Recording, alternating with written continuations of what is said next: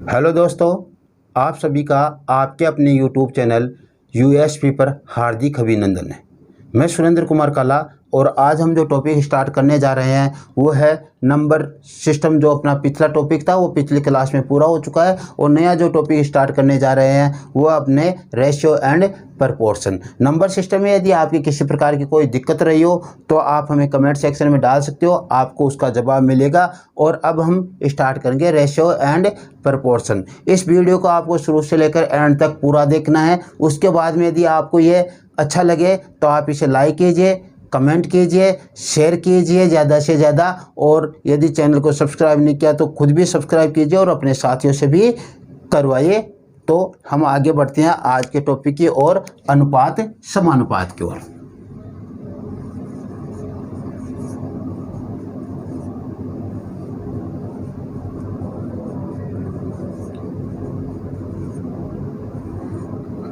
ये क्या है? तुलना। अनुपात का मतलब क्या होता है? दो राशियों में हम क्या कर रहे हैं? तुलना कर रहे हैं। दो या दो से अधिक राशियों में हो सकता है। और ये समानुपात का मतलब तुलना किए हुए दो अनुपात है वो बराबर होने चाहिए। तो तुलना यानी हम तुलना करेंगे जिससे हमें यह मालूम चले दो राशियों के मध्य ऐसा संबंध जिससे हमें यह मालूम चले कि पहली राशि दूसरी राशि के कितने गुना है या कितना भाग है। तो जैसे हम इसकी परिभाषा लिखे अनुपात की, दो राशियों में ऐसा संबंध जिससे हमें मालूम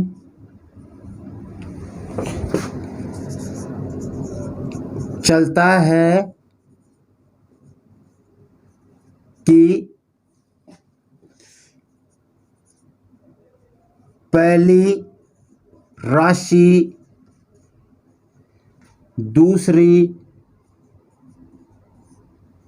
राशि के कितनी गुना है, कितनी गुना या कितना भाग है। कितनी गुना या कितना भाग है क्या कहलाता है? वो संबंध अनुपात कहलाता है। अनुपात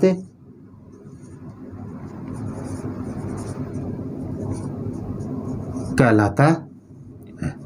दो राशियों में ऐसा संबंध जिससे हमें यह मालूम चलता है कि पहली राशि दूसरी राशि के कितने गुना है या कितना भाग है। अब इसको समझो। अनुपात का जो चिन्ह होता है, अनुपात का जो चिन्ह होता है जिसे हम ये प्रदर्शित करेंगे वो ये होता है। अनुपात का चिन्ह ये दो बिंदु है जो ऊपर नीचे लगाई गई, ये होता है। अब देखो, जैसे मान लो हमारे पास दो राशियां ए और बी है। क्या है? ए एंड बी है। तो इसको हम अनुपात के रूप में व्यक्त करेंगे तो ए अनुपात बी लिखेंगे। और फिर देखो, इसको ऐसा भी लिख सकते हैं हम, ए बटा बी। दोनों एक ही चीज़ है। ए अनुपात बी लिख दो या ए अपॉन बी लिख दो, दोनों अनुपात ही है, यह ध्यान रखना। दूसरी बात आपको ध्यान रखना है, अनुपात क्या है? अनुपात मात्रक भिन्न राशि है। मात्रक हीन है, इसका कोई मात्रक नहीं होता है। क्यों नहीं होता है वो भी हम आगे बात करेंगे कि इसका मात्रक क्यों नहीं होता है। ठीक है। अनुपात क्या होता है? समान राशियों में अनुपात सदैव क्या होता है? समान राशियों में निकाला जाता है। अनुपात समान राशियों में निकालते हैं। ठीक है। अनुपात क्या होता है? समान राशियों में निकालते हैं। इससे आपको मालूम चलेगा आगे। देखो, तो ये परिभाषा आपने उतारी। अब देखो, हम आगे समझते हैं इसमें। जैसे मान लो हमारे पास दो राशि दी गई है, ए एंड 2 और 1। इसका हम अनुपात लिखेंगे 2 अनुपात 1। हमें कहा गया है कि दो राशियों में ऐसा संबंध जिससे हमें मालूम चले कि पहली राशि दूसरी राशि से कितने गुना है। तो देखो ये 2:1 है, हमें मालूम चल रहा है पहली दूसरी राशि के कितना गुना है, 2 गुना है। यही तो कहा है कितने गुना है, तो पहले कितने गुना है, 2 गुना है।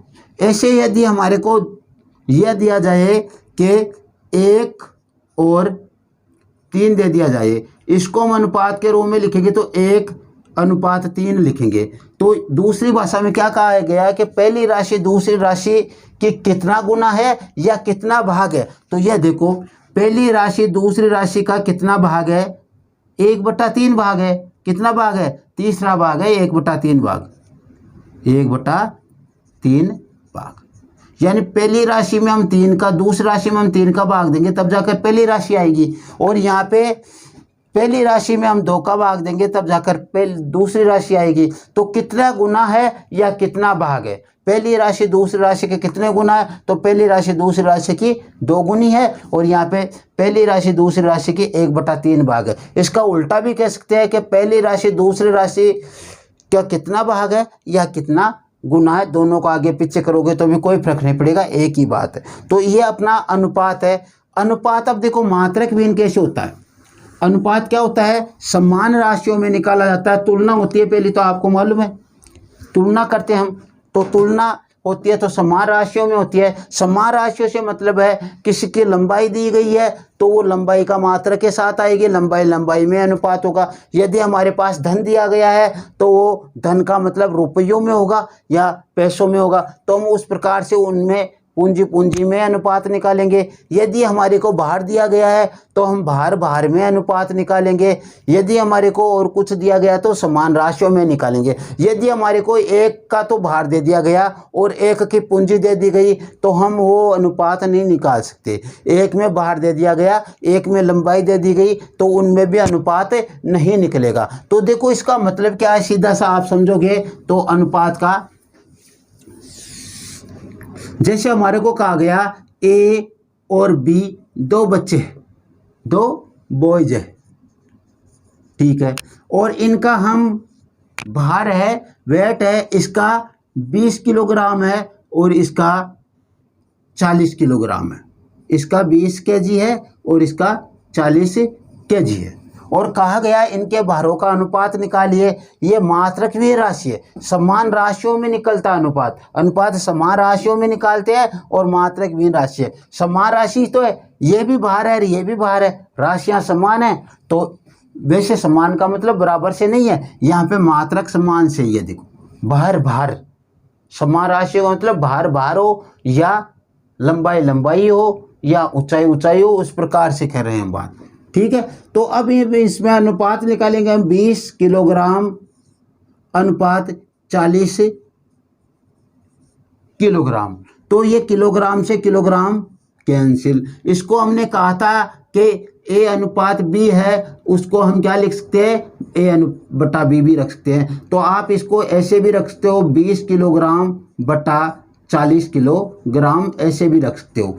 किलोग्राम से किलोग्राम कटेगा, यहाँ पे भी देखो किलोग्राम से किलोग्राम कटेगा। इसलिए मैंने कहा था मात्रकहीन राशि है, इसका कोई मात्रक नहीं होता, अनुपात का कोई मात्रक नहीं होता, इसलिए मात्रक भी राशि है। यहाँ पे भी देखो 0 से 0 कटेगा, 2 एकम 2 और 2 दूनी 4, 2:1:2 गया। और यहाँ पे भी काटेंगे तो 0 से 0 कर गया, 2 एकम 2, 2 दूनी 4, 1/2। तो ये दोनों समानित हो गए। इसको इस प्रकार से भी रख सकते हैं। तो एक तो आपको ध्यान रखना है, अनुपात समान राशियों में निकाला जाता है, अनुपात का कोई मात्रक नहीं होता है, ये चीज़ आपको ध्यान रखनी है। तो इस तरीके से हम ये करते हैं, ध्यान रखना है ऐसा। तो ये जो हम अनुपात निकाल रहे हैं, हमने जो कहा था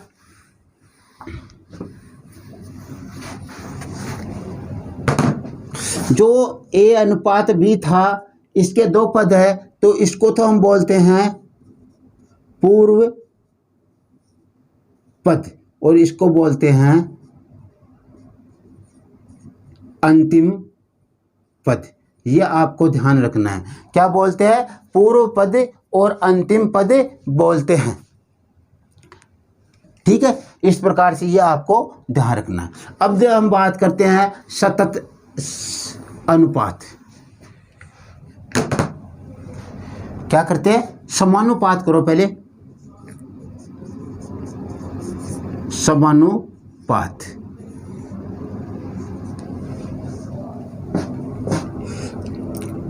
जब दो अनुपात या तो समान होते हैं, समान यानी बराबर, समान होते हैं या फिर उन्हें सरल करने पर समान प्राप्त होते हैं। समानुपात कहलाते हैं, समानुपात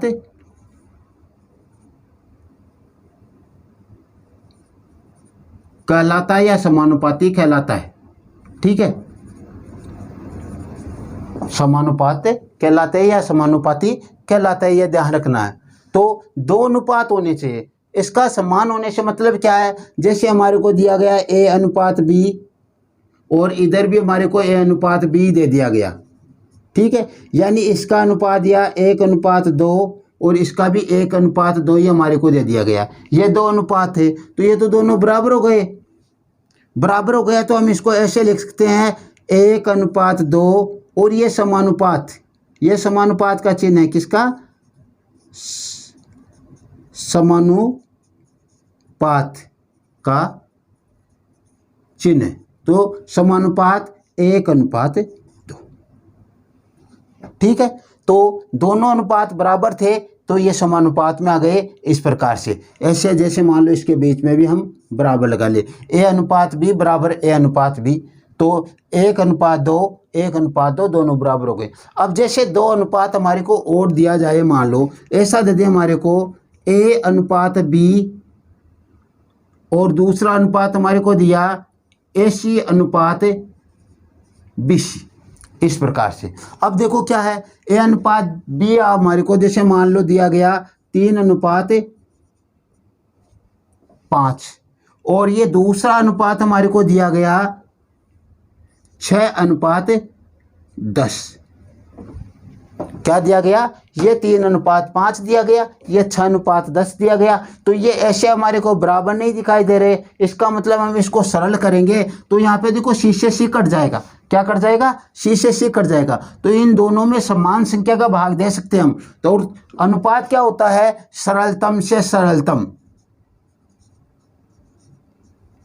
सरलतम रूप होता है, यानी उससे आगे उसको और ज़्यादा हम काट नहीं सकते, वही राशि होती है। जैसे 3:5 है, इसको हम आगे एक ही राशि से नहीं काट सकते, एक का भाग तो दोनों में जाता ही है, 3:5 ही आएगा, बाकी एक के अलावा कोई भी ऐसी राशि नहीं है जिससे इन दोनों को पूरी बार विभाजित किया जा सके, लेकिन इसको कर सकते हैं हम। इसको करेंगे तो क्या आएगा, 2 का भाग देंगे तो 3 आ जाएगा और 2 का भाग देंगे तो 5 आ जाएगा। दोनों में हमने 2 का भाग दिया तो क्या आ गया हमारे पास, 3 और 5 आ गए हमारे पास, क्या आ गए, 3:5। तो ये ए अनुपात बी और ये समानुपात AC अनुपात BC है।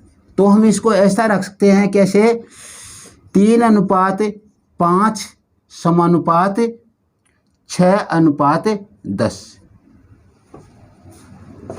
ये सिर्फ भ्रम पैदा करने की स्थिति है, बाकी ये भी 3:5 और ये भी 3:5 है। लेकिन ये हमारे काम कहाँ पे आएगा, ये समानुपात हमारे काम आएगा उस समय जब हमारे को 4 पदों में से एक पद दे दिया गया, 3 पद दे दिए गए होते और एक पद ज्ञात करना होता है, उस समय ये हमारे काम आता है। जैसे मान लो हमने, यह आपने समझा इसका कॉन्सेप्ट। अब देखो क्या करना, मान लो 4 राशियाँ हमारे को दी गई है, ए अनुपात बी समानुपात C अनुपात D, ये 4 राशियाँ समानुपात में है। अब इसको हम हल्के से करें देखो, तो हम क्या करते हैं, इसमें बाह्य पदों के गुणनफल बराबर मध्य पदों का गुणनफल कर सकते हैं, या मध्य पदों का गुणनफल बराबर बाह्य पदों का कर सकते हैं। इसको मैं ऐसे क्यों बता रहा हूँ आपको, ध्यान रखना यदि बीच के पदों में अननोन संख्या है तो हम पहले मध्य पदों का गुणनफल करेंगे, और ध्यान रखना यदि बाहर के पदों में अननोन संख्या है जिसे हमें ज्ञात करना है तो हम बाह्य पदों का गुणनफल पहले ले लेंगे।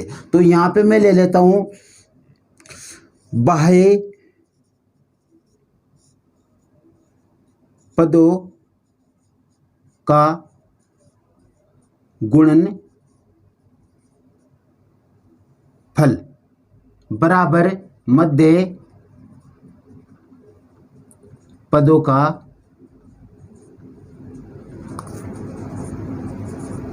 गुणनफल। ये सूत्र लगता है, और ये सूत्र लगता है तो क्या हो जाएगा, बाह्य पदों का गुणनफल। बाह्य पद तो बाहर के पद है, ए और डी को गुणा करना है तो ए गुणा डी, और मध्य पद बी गुणा सी, तो इसको हम उल्टा करके भी रख सकते थे, मध्य पदों का गुणनफल बराबर बाह्य पदों का गुणनफल, ऐसे भी लिख सकते थे। तो ये क्या आ गया, ए डी बराबर बी सी।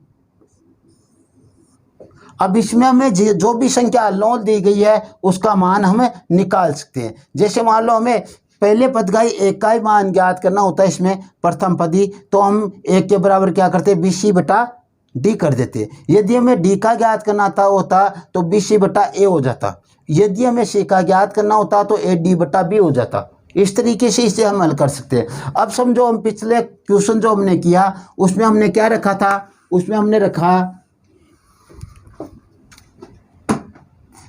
ए अनुपात बी समानुपात ए सी अनुपात बी सी, ऐसे तो रखा था।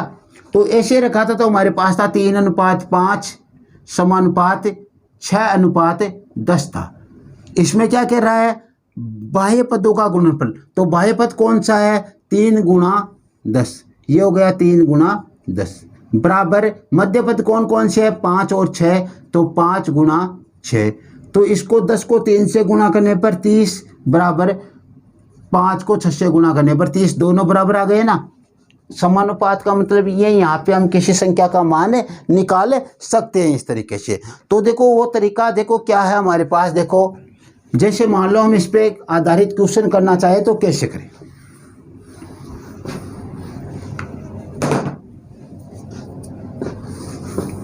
जैसे मान लो हमारे को दिया जाए, पहला क्वेश्चन हम कर रहे हैं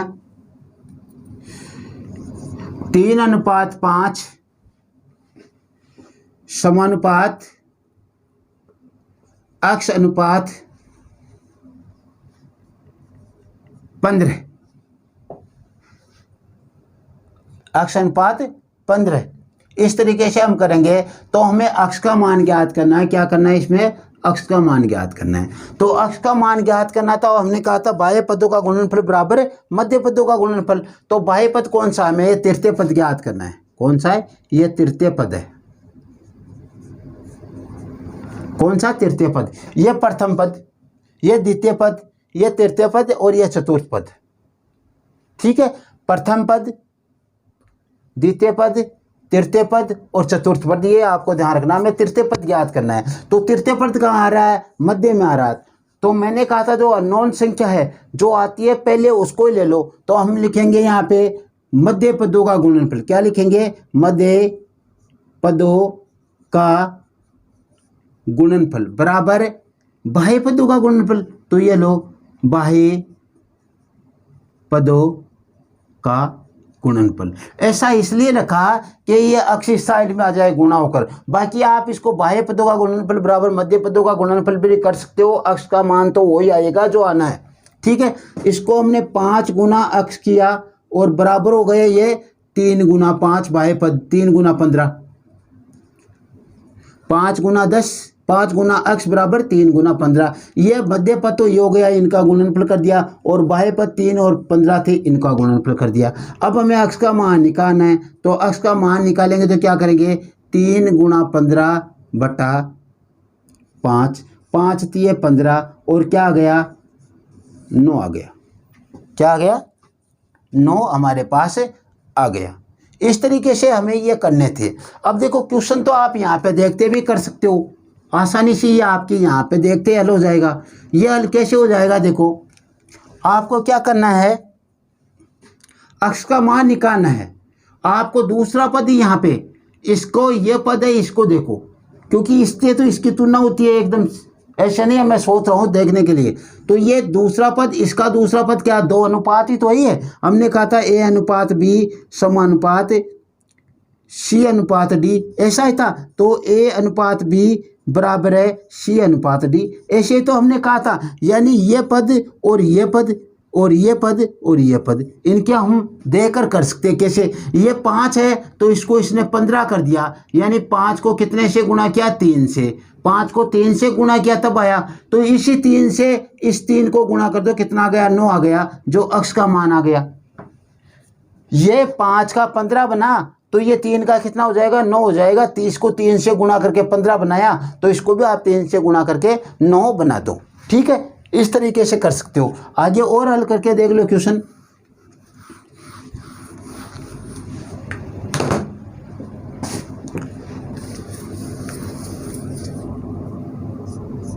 चार अनुपात 12 है और समानुपात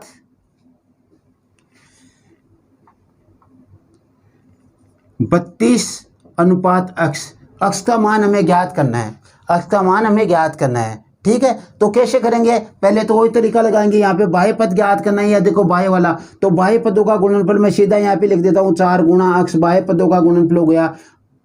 अंत पदों का या मध्य पदों का गुणनफल 12 गुणा 32 हो गया। अक्स का मान निकालोगे तो आप 12 गुणा 32 बटा 4, 4 × 12 और इसको गुणा करेंगे तो 96। इसका मान कितना आ गया, अक्स का 96, यानी यहाँ पे कितने आएंगे, 96 आएंगे। ठीक है, ये आपने हल करके 96 निकाला है। लेकिन आप इसको देखा जाए तो आप सीधे यहाँ पे दिमाग लगाओ ना इसमें, कि इसका पहला पद 4 है और इसका पहला पद कितना है, 32। इस 4 को कितने से गुणा किया, 8 से गुणा किया था, 32 आया। तो इस 12 को आप 8 से गुणा करो ना, देखिए 96 आते हैं क्या, नहीं आ रहे क्या, बिल्कुल आ रहे हैं। ऐसे करना हमारे को। पिछले क्वेश्चन में हमारे पास क्या था, 3 गुना 5 था और समानुपात में यहाँ पे अक्स दिया गया था और यहाँ पे 15 दिया गया था। हमने देखा इसको 5 को 3 से गुणा करने पर ये आता है, तो इस 3 को 3 से गुणा करने पर ये 9 आ जाएगा। बस इतना ही तो क्वेश्चन है, इससे आगे आपको जाना कहाँ पे, इतना ही क्वेश्चन है। आपको देखते हैं मालूम चल रहा है। ठीक है, ऐसे कर सकते हैं हम, ऐसे क्वेश्चन और कर लो, 1-2 क्वेश्चन, कोई बड़ी बात नहीं है। जैसे हमने लिखा यहाँ पे अक्स अनुपात 10, अक्स अनुपात 10 लिखा हमने, और इधर पर हमने लिख दिया 5 अनुपात 20। क्या लिख दिया, 5 अनुपात 20 लिख दिया। और कहा प्रथम पद ज्ञात करो, यानी अक्स का मान ज्ञात करो। तो प्रथम बाह्य पदों का गुणनफल बराबर मध्य पदों का गुणनफल। बाह्य पद है अक्स गुणा 20 बराबर मध्य पद 10 गुणा 5। आप लोग अक्स बराबर 10 गुणा 5 बटा 20, 1 0 से 1 0 काट दो, तो हमारे पास क्या आ गया, 5 बटा 2। ऐसा मत लो, आप इसको ऐसे कर लो, यहाँ पे 6 अनुपात 20 कर लो। 6 अनुपात 20 करेंगे तो क्या हो जाएगा हमारे पास, इसका मान 3 आ जाएगा। क्या आ गया, इसका मान 3 हो जाएगा 6 अनुपात 20 करने पर। अब देखो इसको समझे, क्योंकि दशमलव में मान नहीं लाना हमारे को, ये ध्यान रखना। ठीक है, अब देखो इसको करेंगे, इसका मान 3 आ रहा है। क्या करना है, हमें अक्स का मान निकालना है। अक्स का मान निकालेंगे तो कैसे करेंगे, देखो इस राशि की इस राशि से तुलना करें तो कितना हो रहा है, इस 20 में देखो इससे इसका मान निकालना है तो हमें उल्टा आना है। पहले इधर जा रहे थे तो हम गुणा हो रहा था, गुणा कर रहे थे, लेकिन इससे इधर आ रहे हैं, हम इधर आएंगे तो ये देखो 20 में कितने का भाग दें, 2 का भाग देने पर कितना आ रहा है, 20 में 2 का भाग देने पर 10 आ रहा है। तो 6 में आप 2 का भाग दोगे तो कितना आएगा, 6 बटा 2 बराबर 3 आ जाएगा इसका मान। बस इतना ही क्वेश्चन है। बाकी और तरीका भी आप लगाना चाहो तो ऐसे लगा सकते हो। आपको अक्ष का मान निकालना है, सीधा अक्ष यहाँ पे रखो और अक्ष के अलावा जो 20 है इसको नीचे रख दो, क्योंकि यह अक्ष के साथ आना है, और ये 10 गुणा 6 कर दो। ये 2 बार और ये 3 बार कट गया, अक्ष का मान क्या गया 3 आ गया। इस तरीके से आप ये क्वेश्चंस कर सकते हो, ठीक है। अब देखो आगे चलते हम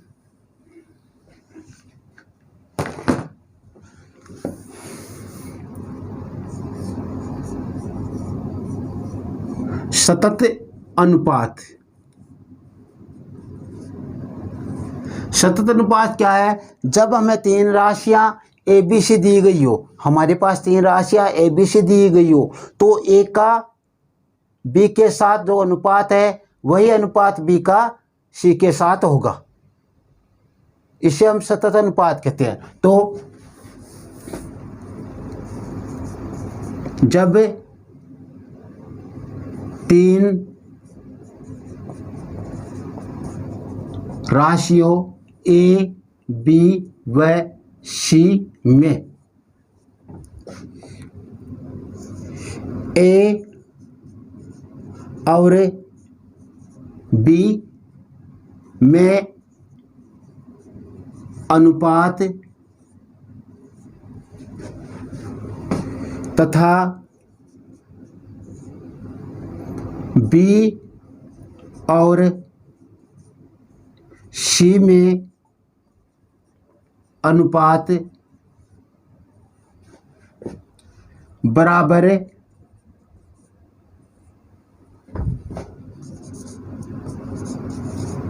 होता है तो सतत अनुपात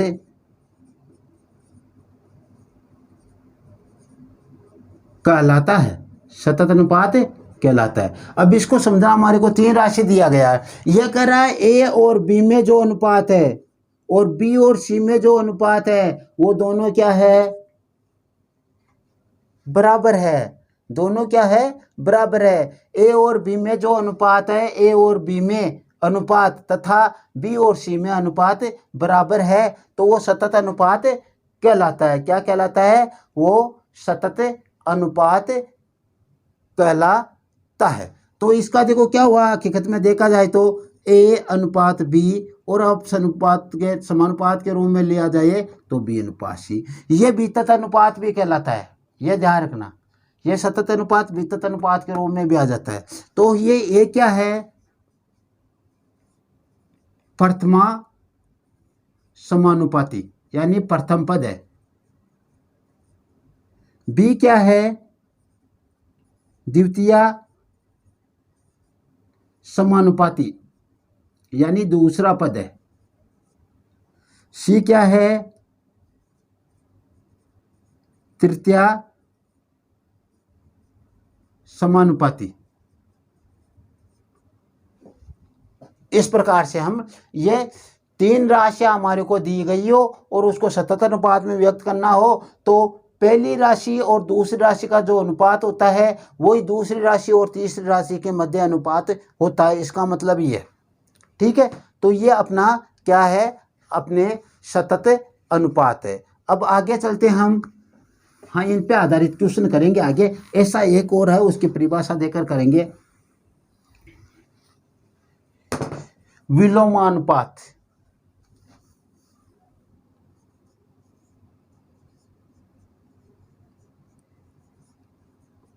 या विलोम अनुपात, विलोमानुपात या विलोम अनुपात दोनों एक ही चीज है।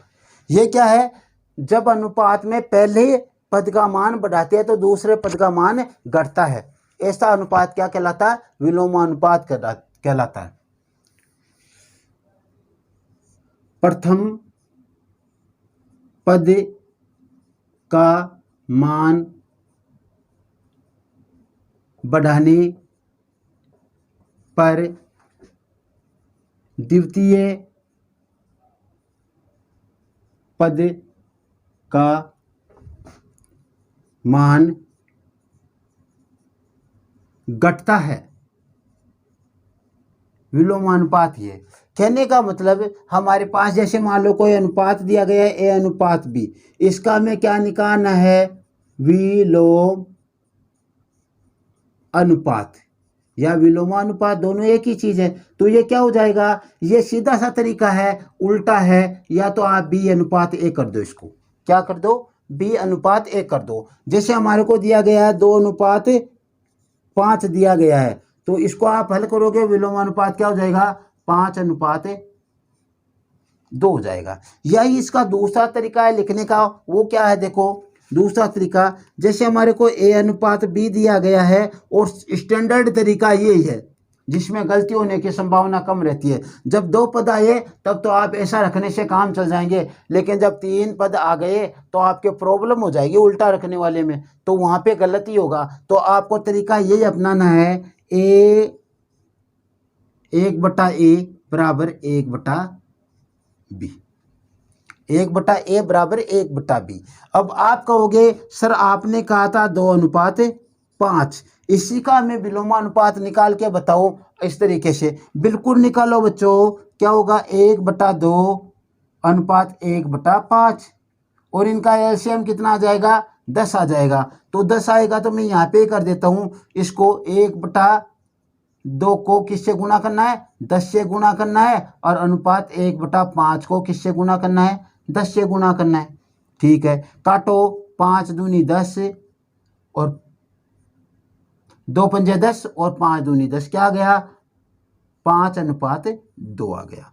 क्या आ गया, 5:2 आ गया। तो इस तरीके से भी वो आएगा, लेकिन ऐसे सीधा रखने वाला ना, ये केवल 2 पद दिए गए हो तब भी अपने सक्सेस है, बाकी 3 पद दिए गए हो तो इसी तरीके से करना होगा। वो कैसे करना होगा, देखो आपको मैं अभी बता देता हूँ, उसको आपको समझना होगा कि वो आपको किस तरीके से करना होगा। जैसे मान लो हमारे को ए अनुपात बी अनुपात सी दिया गया है और इसका हमने कह दिया कि इसका क्या निकालना है, विलोम अनुपात या विलोमा अनुपात, विलोमानुपात निकालना है। उल्टा विलोम का मतलब उल्टा होता है। तो आप ये कहोगे सर हम तो उल्टा लिख देंगे, क्या लिख देंगे, सी अनुपात बी अनुपात ए। नो भैया, ये दरअसल गलत ही हो गया, ये आपका क्या हो गया, सरासरी गलत हो गया। तो ये आपको करना नहीं है। तो फिर करना क्या है, आपको करना है 1/a अनुपात 1/b अनुपात 1/c। वो उल्टा लिखने वाला केवल 2 अनुपात में 2 पद हो तब भी है, बाकी तो इस तरीके से करना है। वो कैसे, देखो आपको यदि मैं अनुपात दे देता यहाँ पे 2:3 दे दिया, ये मान के चलो आपको ये अनुपात मैंने दे दिया, तो आप उस हिसाब से तो क्या लिखते हैं, 30:3:2, 30:3:2 लेते। हाँ कोई बात नहीं, कोई फर्क नहीं पड़ता, यहाँ पे 5 ले लो, ये 5 लेकर कर लो, ये लो। तो आप यहाँ पे क्या रखते, इसका 5:3:2 रखते, जो कि सरासर गलत है। अब गलत क्यों है वो देखो, इसलिए अब इसको हम इस तरीके से करेंगे, 1/2 अनुपात 1/3 अनुपात 1/5, और इन सब का एलसीएम क्या आएगा, इन सब का एलसीएम आएगा 30, 15, 30, क्योंकि तीनों ही क्या है, तीनों ही अभाज्य संख्या है, और अभाज्य संख्याओं का एलसीएम क्या आता है, सदैव ही उनका गुणनफल होता है। हमने अच्छी तरह नंबर सिस्टम में पढ़ा है, तो यदि नहीं पढ़ा तो उसको अच्छी तरह देखना चैप्टर को, वहाँ से काफ़ी चीज़ें यहाँ पे काम आएगी। तो ये 30 आ गया हमारे पास, तो 1/2 को हमने क्या कर दिया, 30 से गुणा कर दिया, और 1/3 को भी हमने 30 से गुणा कर दिया, और 1/5 को भी हमने 30 से गुणा कर दिया। तो इसको काटा तो यहाँ पे कितना गए, 15, तो पहली संख्या आपकी 15 होगी। इसको काटा तो यहाँ पे कितने आ गए, 10, तो दूसरी संख्या आपकी 10 होगी, और इसको काटा तो यहाँ पे कितने आ गए, 6। तो इसका अनुपात क्या आया हमारे पास, 15:10:6।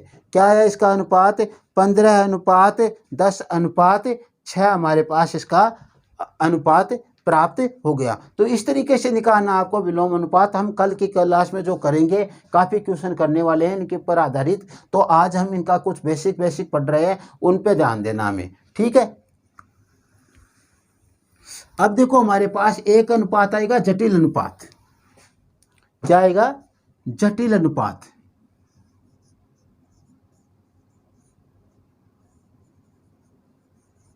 जटिल अनुपात क्या है? क्या दो या दो से अधिक अनुपात है, उनके प्रथम प्रथम पदों का गुणनफल और अंतिम अंतिम पदों के गुणनफलों का अनुपात ही जटिल अनुपात है। वो कैसे? देखो, जैसे हमारे को ए अनुपात बी, एक ये दिया, एक दे दिया हमारे को सी अनुपात डी, और फिर दे दिया गया हमारे को ई अनुपात एक। इनका जटिल अनुपात निकालेंगे तो पहला पद ए, इसका पहला पद सी और इसका पहला, इन सबको हमने क्या कर दिया? गुणा कर दिया और यहाँ पे अनुपात लगा दिया। फिर दूसरा पद बी गुणा दूसरा पद इसका डी गुणा इसका दूसरा पद एफ, ये कर दिया हमने। तो इसका क्या आ गया? ए सी ई अनुपात बी डी एफ।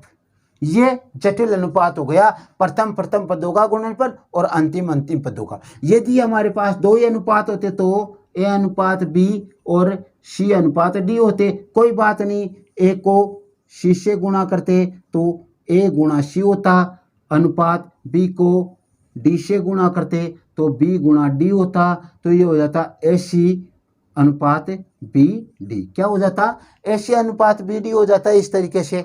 तो ऐसे हम कर लेंगे इनको। अब देखो, इस पे आधारित एग्जाम्पल करें एक दो, तो एग्जाम्पल क्या हो जाएगा? देखो, जैसे मान लो हमारे को अनुपात दिए गए हैं दो अनुपात 3 और 3:7, ये दो अनुपात हमारे को दिए गए हैं, और हमें एक बार इसको आप ऐसे लो 5:7 ले लो, ठीक है। ये दो अनुपात दिए गए हैं, उसके बाद में हमें इसे हल करना है। तो हल करें तो देखो कैसे करें? पहले अनुपातों को गुणा करेंगे, जटिल अनुपात निकालना उसके लिए। तो जटिल के लिए 2 गुणा 5, ये लो 2 गुणा 5 हो गया। अनुपात 3 गुणा 7, तो ये 3 गुणा 7 हो गया। और ये क्या आ गया? 10:21 आ गया। और ये किसी राशि से कट नहीं रहा, तो ऐसा का ऐसा ही आ गया। अब देखो, मैंने क्यों कहा कि यहाँ से आप ये हटा लो? मैंने कहा 2 अनुपात कितना था? 3, और दूसरा इधर क्या लिया था हमने? 3:7 लिया था, ये लिया था ना। अब हमने क्या किया? देखो, इसका जटिल अनुपात निकालेंगे तो 2 को 3 से गुणा करेंगे, 2 गुणा 3, अनुपात 3 को 7 से गुणा करेंगे, 3 गुणा 7, ये क्या आएगा? 6:21। 6:21 नहीं, 3 से 3 को यहाँ पे काट दो दोनों तरफ से, 2:7 आ जाएगा। ऐसे काट कर रखने हमारे को, तो ये जटिल अनुपात हो गया। जटिल हो गया ना। अब आपको थोड़े ना मालूम चलेंगे कि इससे ये आ रहा है, यहाँ पे तो फिर भी हम 2 हो सकते हैं, यहाँ पे ये हो सकता है, लेकिन यहाँ पे तो एकदम जटिल हो गया ना। इसीलिए इसको क्या कहते हैं? हम जटिल अनुपात कहते हैं। क्या कहते हैं? जटिल अनुपात कहते हैं। अब आगे बढ़ते हैं हम। वर्गानुपात। वर्गानुपात या द्विघाती अनुपात। द्विघाती से मतलब है 2 घात लगी हुई है, उसका मतलब ये है। तो अनुपात, कोई भी अनुपात दिया गया है, उसके प्रत्येक पदों के वर्गों का अनुपात जो होता है उसे हम वर्गानुपात कहते हैं। तो अनुपात के प्रत्येक पदों, प्रत्येक पद लिख लो, प्रत्येक पद के वर्ग का अनुपात या वर्गों का अनुपात, वर्गों का अनुपात वर्गानुपात कहलाता है। वर्गानुपात कहलाता है। अब इसको समझना आप किस तरीके से है। ये है जैसे हमारे को दिया गया ए अनुपात बी, और इसका क्या वर्गानुपात हमें निकालना है। तो ए के ऊपर भी घात 2 लगा दो और बी के ऊपर भी घात 2 लगा दो। ए के ऊपर भी घात 2 लगा दो, बी के ऊपर भी घात 2 लगा दो। इसका मतलब क्या है? जैसे हमने लिया 2:3 और इसका हमें वर्गानुपात निकालना है, तो 2 के ऊपर भी घात 2 लगा दो और 3 के ऊपर भी घात 2 लगा दो। क्या आ गया? 4:9।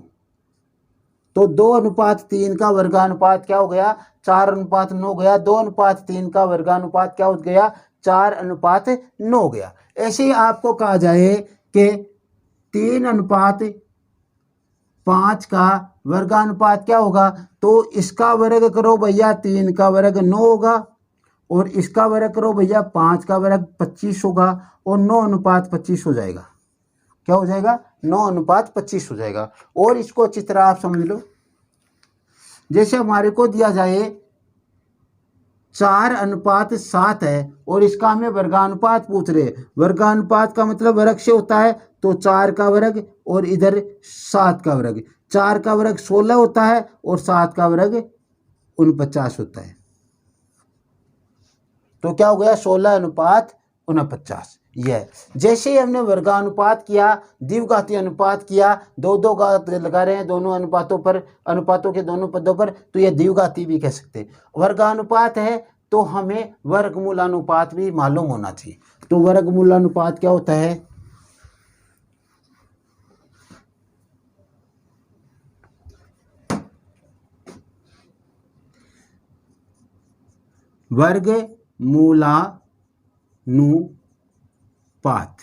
वर्गमूलानुपात क्या होता है, अनुपात के प्रत्येक पदों के वर्गमूल का अनुपात। अनुपात के प्रत्येक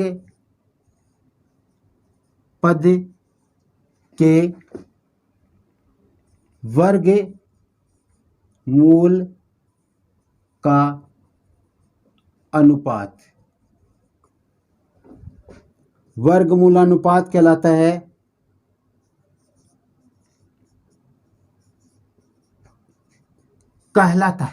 कैसे देखना, जैसे हमारे को दिया गया A/B और इसका वर्गमूलानुपात आप निकालोगे तो A का वर्गमूल अनुपात B का वर्गमूल, इसका मतलब ही है।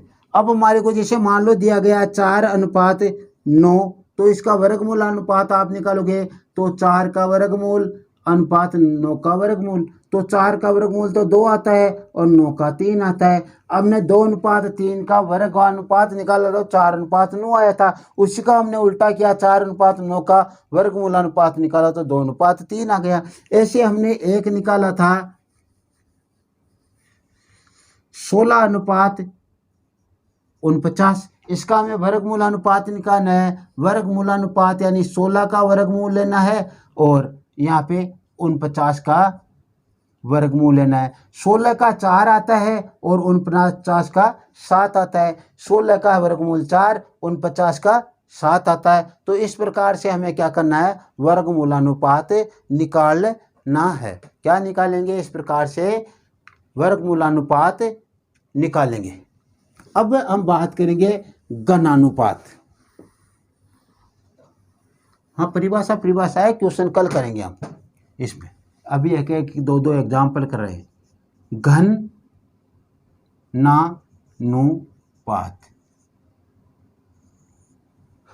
घनानुपात या घनानुपात दोनों एक ही बात है, यानी त्रिघाती का मतलब तीसरी 3 लगाए घात। तो क्या है, अनुपात के प्रत्येक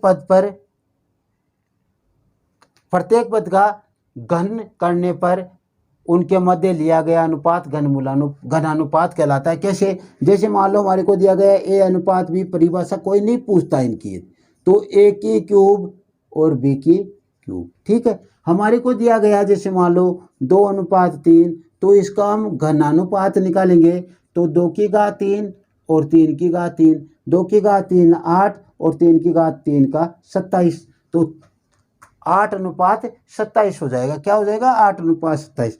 यहाँ पे हमारे को यदि दे दिया जाए 5:3, 5:3 का घनानुपात निकालेंगे तो 5 का घन और 3 का घन, तो ये क्या हो जाएगा, 5 का 125 होता है घन और 3 का 27 होता है। हाँ, कोई बात नहीं, आपको नहीं निकालना तो 5 की घात 3 है, इसका मतलब ये है 5 को 5 से 3 बार गुणा करना है। तो 5 गुणा 5 गुणा 5, 5 5 25, 25 5 125 आ गया। ठीक है, तो इस प्रकार से हम करेंगे, ये घनानुपात हो जाएगा। अब हमें निकालना है इसका जस्ट उल्टा, घनमूलानुपात,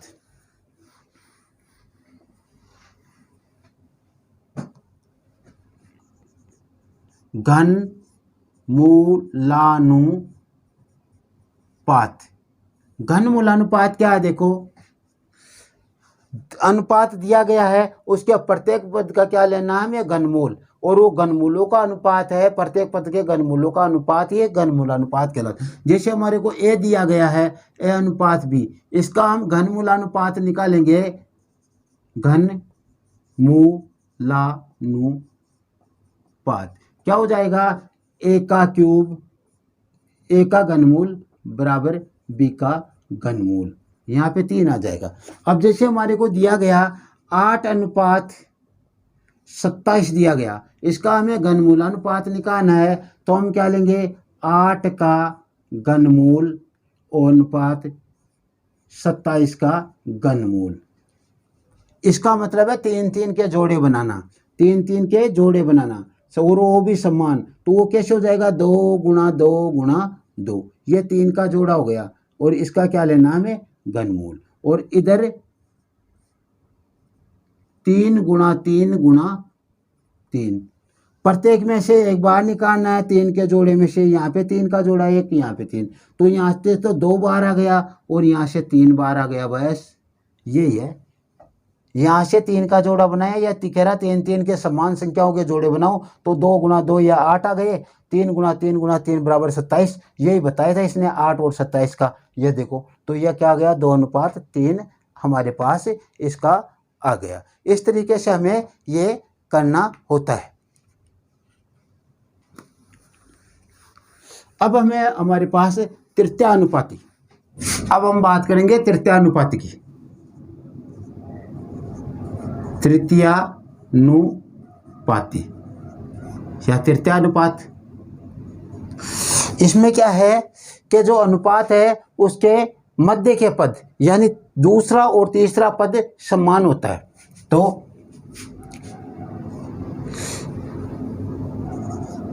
इसमें मध्य के पद यानी दूसरा या द्वितीय, दूसरा व तीसरा, द्वितीय या तृतीय समान होते हैं, समान होते हैं। और ज्ञात क्या करते हैं? चतुर्थ पद ज्ञात करते हैं, चतुर्थ पद ज्ञात करते हैं। अब जैसे हमारे को दिया गया है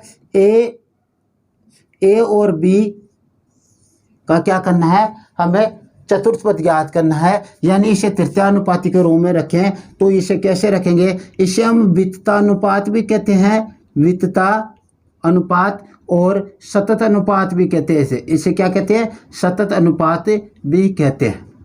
ठीक है, जो हमने पहले किया। तो इसको कैसे रखेंगे हम? इसको इस तरीके से रखेंगे, ए अनुपात बी और समानुपात बी अनुपात अक्स, ये चौथा पद ज्ञात करना होता है, और ऐसे इसको रखेंगे। ऐसे रखने का इसका मतलब क्या? हमें चौथा अनुपात ज्ञात करना है। चौथा अनुपात का सूत्र बनेगा, देखो b² सीधा रख सकते हो, या फिर बाह्य पदों का गुणनफल a गुणा अक्स बराबर b गुणा b। तो ये क्या हो जाएगा? अक्स बराबर b गुणा b बटा a, ये भी इसका सूत्र है, या इसके बराबर लगाकर आप इसको b² a भी कर सकते हो। क्या कर सकते हो? b² a कर लो, चाहे b गुणा b अपॉन a कर लो, दोनों एक ही चीज है। अब देखो क्वेश्चन कैसे करेंगे इसमें। जैसे मान लो हमारे पास क्वेश्चन दिया गया है 4:6 का तृतीयानुपाती ज्ञात करना है। क्या करना है? तृतीयानुपाती ज्ञात करना। तो कैसे करेंगे? 4:6 समानुपात 6 अक्स, और अक्स का मान ज्ञात करेंगे तो क्या करेंगे? 6 गुणा 6 बटा 4, काटो, 2 बार कट गया, 2 से काटेंगे 3 बार, ये 2 बार, और इसको 2 से कम 2 और 2 3 6, कितना आ गया? 9 आ गया इसका मान। या फिर आप स्क्वायर करोगे तो आपको दूसरे पद का तो स्क्वायर करना है, और पहले पद को उसके नीचे रखना है, इसमें कहा गया है। तो ये इसका तृतीयानुपाती आ जाएगा, यानी चतुर्थ अनुपात हो गया उस हिसाब से। तो चतुर्थ पद हो गया ये, तो क्या हो जाएगा 36/4 और 9 चौक 36, ये आ गया। और कल क्वेश्चन हम काफ़ी करेंगे इसके ऊपर, तो इस तरीके से आपको ध्यान रखना, कल इनके ऊपर आधारित काफ़ी क्वेश्चन करने वाले हैं, वहाँ पे आपको एकदम क्लियर होने वाला। आज हम बेसिक बात कर रहे हैं इनकी, हम इसलिए शॉर्टली बात कर रहे हैं। अब देखो आगे हमारे पास 2 अनुपात मान लो, A अनुपात B और C अनुपात D है, ये दोनों क्या बराबर है। तो हम इसको ऐसे भी रख सकते हैं A/B बराबर C/D, ये समानुपात के रूप में है, ठीक है, इस तरीके से। अब इनमें कहा जाए पहला पॉइंट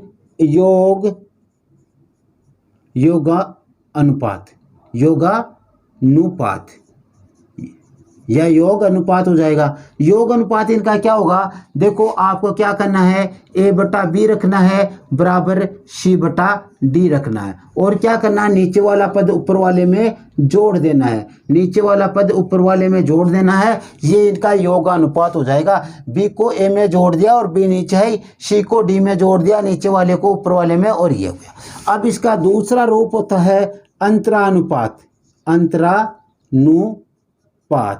अंतरानुपात, यानी बाकी करेंगे तो A/B आपने रखा और बराबर C/D आपने रख लिया। नीचे वाला ऊपर वाले में से घटा दो और नीचे वाला ऊपर वाले में से घटा दो, ये आ गया, ठीक है। ये 3 आ गया, 2 आ गए हमारे पास। अब इन दोनों को मिलाकर बताया गया है तीसरा क्या है, तीसरा है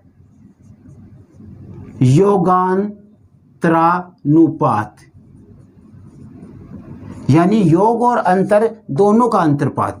तो क्या है आपके पास आपने क्या रखा, A/B था, इसको आपको A/A रख लो और यहाँ पे C/C रख लो, और आपको बराबर लगा लेना है। करना क्या है, पहले योग करना है, योग और फिर अंतर है, तो पहले योग करोगे तो यहाँ पे B जोड़ दो और यहाँ पे B घटा दो, योग और अंतर दोनों हो गए ना, और यहाँ पे D जोड़ दो और D घटा दो, बस ऐसा आपको करना है ये दोनों। और ऐसा आया कहाँ से, देखो योगांतरानुपात इन दोनों का यदि हम देखें तो इन दोनों से ही प्राप्त हो रहा है। इन दोनों से कैसे प्राप्त हो रहा है, A+B/B और बटा A-B/B और बराबर ये क्या है, C+D/C और बटा C-D/C, इनसे ही तो प्राप्त हो रहा है। तो क्या होगा, B से B को काट दो और C से C को काट दो, बचा क्या, A+B/A-B बराबर C+D/C-D, इन दोनों से ही प्राप्त हो रहा है योगांतरानुपात, इसमें इसका भाग देने से प्राप्त हो रहा है। तो इस प्रकार के क्वेश्चन भी हम कल की क्लास में करने वाले हैं। कल की क्लास बहुत ही मोस्ट होने वाली है। आज की क्लास में हमने बेसिक कुछ किया है, कुछ एग्जाम्पल भी उन पे किए हैं। यदि यह क्लास आपको अच्छी लगी हो तो आप इसे ज़्यादा से ज़्यादा शेयर कीजिए। चैनल को सब्सक्राइब नहीं किया तो सब्सक्राइब कीजिए।